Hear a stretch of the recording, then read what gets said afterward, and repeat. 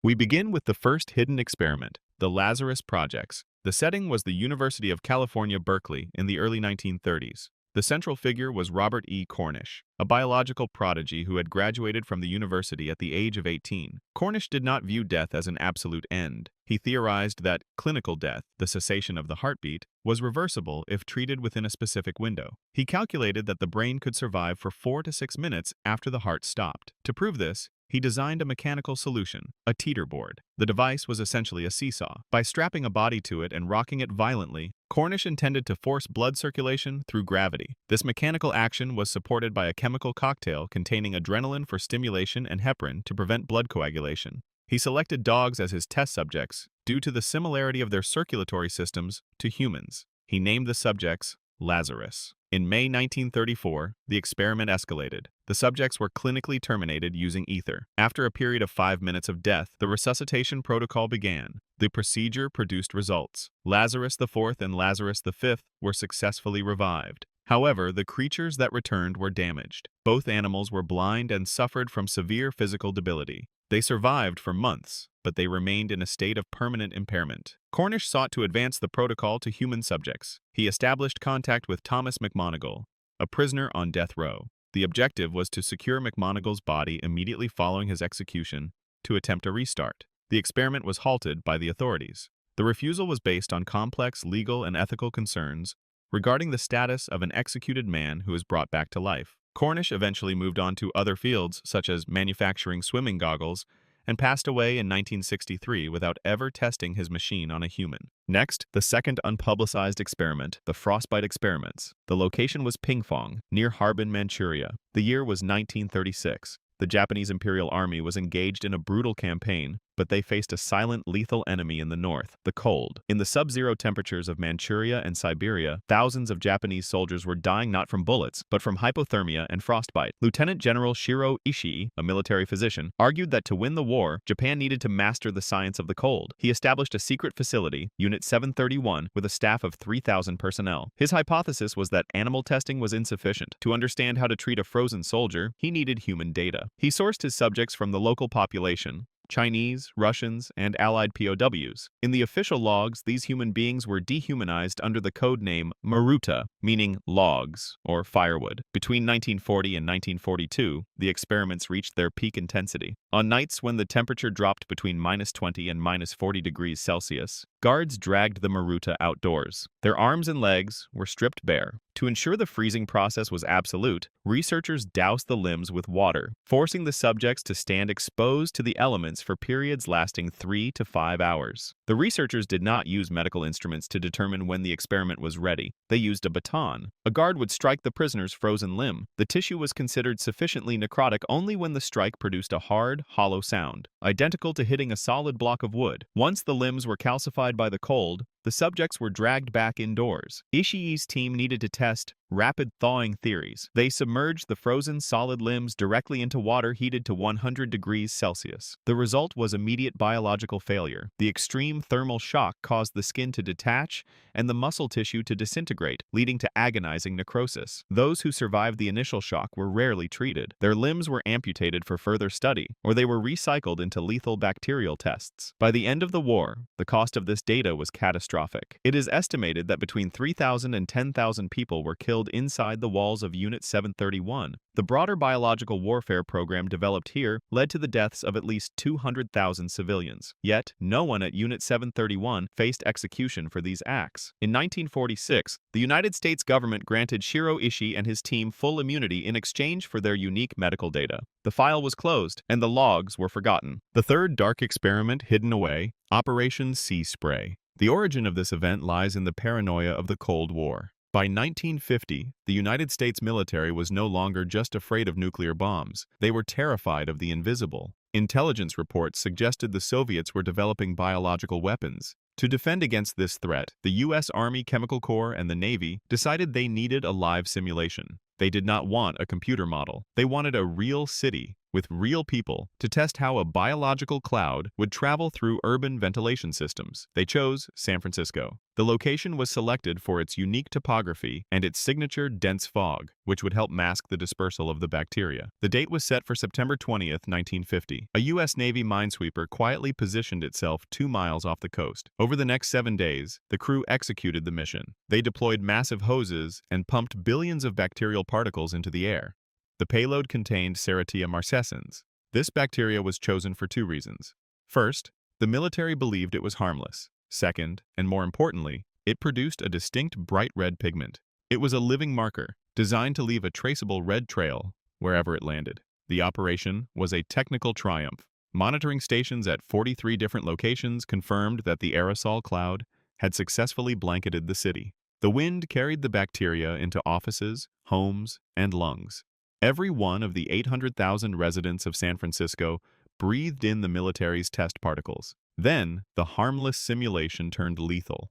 At Stanford Hospital, doctors were suddenly overwhelmed by a cluster of 11 patients suffering from severe urinary tract and heart infections.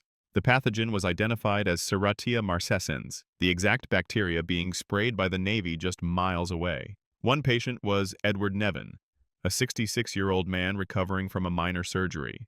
The bacteria colonized his heart valves. The infection was aggressive and resistant. Nevin's life was ended by the very government trying to protect him. The military denied involvement for decades. It was not until 1977 that declassified documents revealed the truth. The people of San Francisco had been used as test subjects to measure vulnerability, justified simply by national security. The 4th case, a tragedy buried by silence. The Tuskegee Syphilis Study. The location was Macon County, Alabama. The year was 1932. The region was poor and strictly segregated. The United States Public Health Service, PHS, launched the study based on a specific racist scientific hypothesis. Medical authorities at the time believed that syphilis affected the races differently. They theorized that while the disease attacked the neurological systems of white men, it would primarily damage the cardiovascular systems of black men. To prove this, they needed a comparison to the Oslo study, a previous experiment that monitored untreated syphilis in white males. The PHS intended to create a natural history of the disease in the black body, observing it from infection to the grave without interference. The purpose was strictly data collection, not medical care.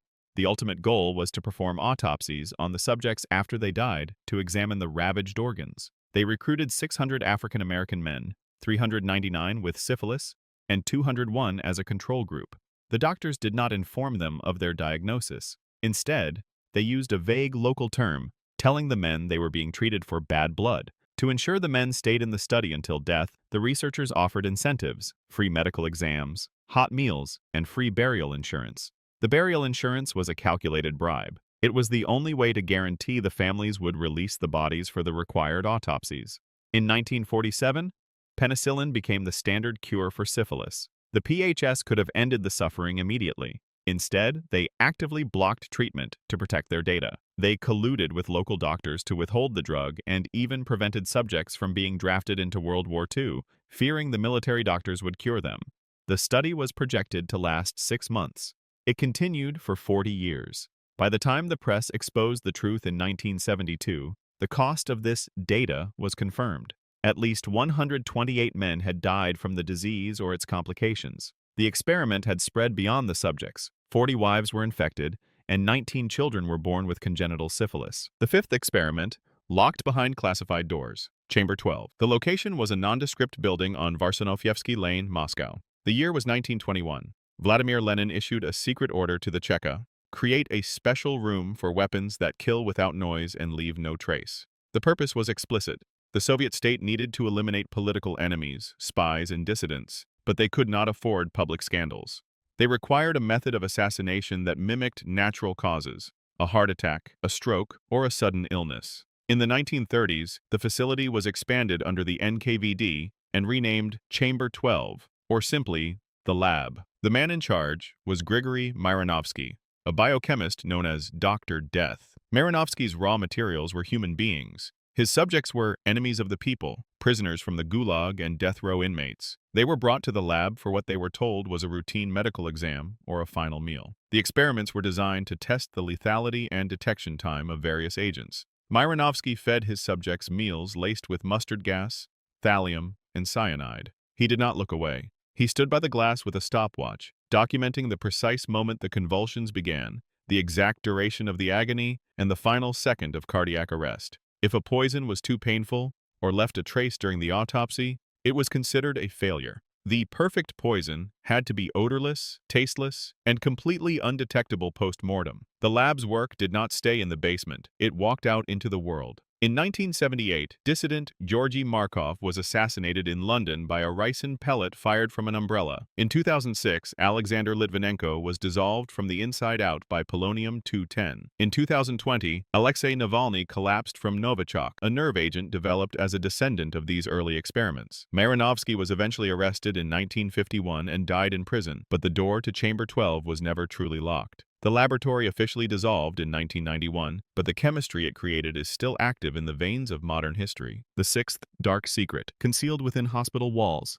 the Butcher of Trenton. The location was Trenton, New Jersey. The year was 1907. Dr. Henry Cotton, a 30-year-old Ivy League graduate, was appointed medical director of the Trenton Psychiatric Hospital. He arrived with a prestigious background from Johns Hopkins and a revolutionary, dangerous idea. The cause of this tragedy was a medical theory known as focal sepsis. At the time, psychiatry had no cure for insanity. Cotton theorized that mental illness, schizophrenia, depression, mania, was not a disease of the brain. He believed it was a toxic reaction to hidden bacterial infections rotting elsewhere in the body. His purpose was to detoxify the patients. To save the mind, he decided to dismantle the body. The experiments began in earnest in 1918. The protocol was systematic. First, Cotton ordered the removal of the patient's teeth. If the patient did not recover from their psychosis, he removed their tonsils and sinuses. When the madness persisted, Cotton concluded the infection was hiding deeper. He moved to the major organs. He performed invasive surgeries to remove spleens, stomachs, ovaries, and colons. The conditions were catastrophic. This was the era before antibiotics. Penicillin would not be widely available until the 1940s. Opening a patient's abdomen in these conditions was a death sentence. The data reveals the true cost of his cure. The mortality rate for his abdominal surgeries reached 45%. Nearly half of the patients he operated on died from post-operative peritonitis. Despite the carnage,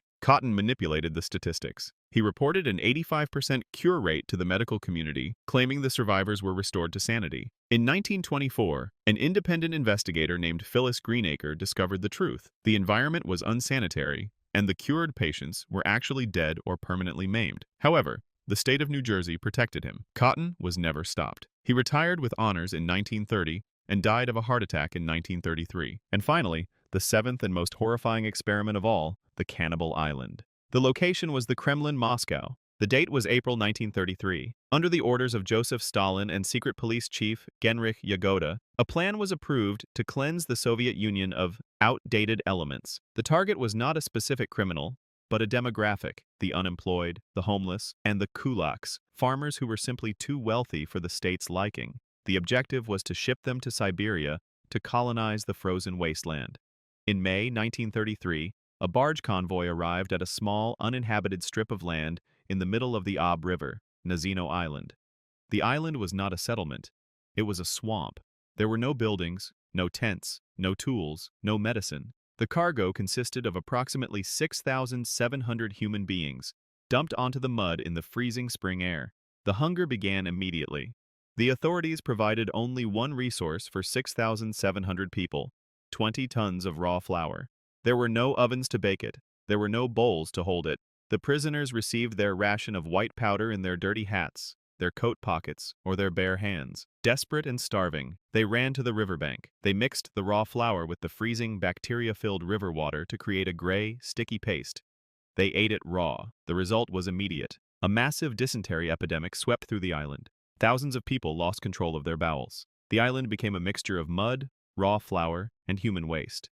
Then, the true horror began. The guards stationed on the perimeter treated the prisoners like animals. They shot anyone who tried to light a fire too close to the edge. They shot anyone who tried to build a raft. Trapped between the freezing water and the guns, the prisoners turned inward.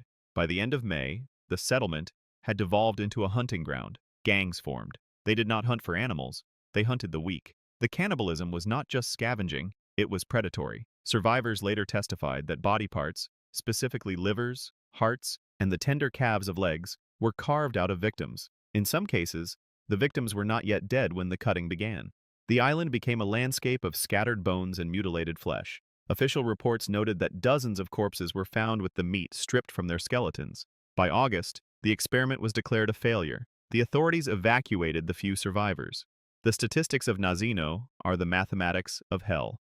Of the 6,700 people sent to the island, between 4,000 and 5,000 were dead in less than 3 months. When the investigators walked through the island to count the bodies, they found that between 10% and 30% of the corpses showed clear signs of being eaten. The causes of death were a cascade of failures. Victims died from starvation, from the rampant disease bred in the filth, and from the brutal Siberian weather. Many didn't even make it to the island, dying in accidents during the transport itself. And those who survived the elements were murdered, either by the guards' bullets or by the desperate hands of their fellow prisoners. The few who walked away were left physically ruined. This catastrophe was inevitable. The weather was unforgivingly cold, and the food supplies were non-existent. But the most critical failure was the population itself. These were urban prisoners, city dwellers with absolutely no skills in agriculture or land clearing. They were sent to a frozen swamp without tools and expected to build a colony. They could not farm, they could not grow crops, they could not develop the land. With no way to create life, the only option left on Nazino Island was death. If you have the stomach for more, click the video on your screen right now. I am 7 Frog. Bye.